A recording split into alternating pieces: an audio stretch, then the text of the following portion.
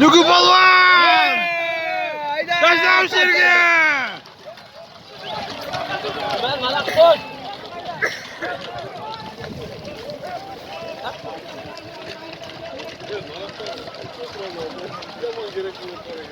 Evet, sigelekte kaldı ne dedim oğlum?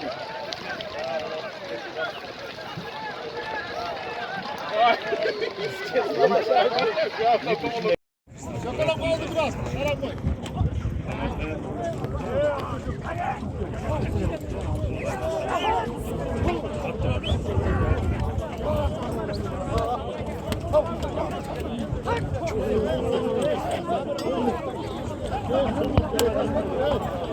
Ben marak da olardım lan. Evet. Hiç orta. Eskeci öğretsinler.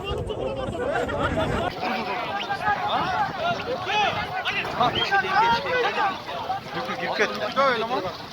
Düküye geldi. Düküye geldi.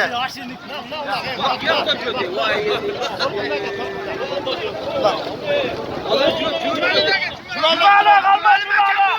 Cumali mahkem var Cumali.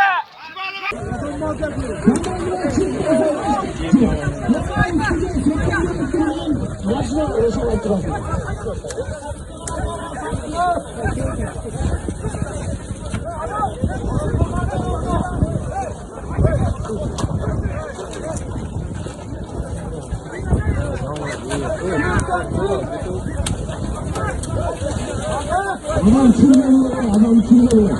O kendi kazanlarına çıkanlardı. Ne yapıyor? Nuku kazan Nuku. Görkem batırıyor. Kavramla hafta başına siberden hızlanıyor. Altınlar, üstüne kamaz var. Sorun yarattığı kamazın. Kızıntı üstüne tam çek başarılardı. Maşına uğurluk olsun Nursayt aka. Valla diyorsun aka.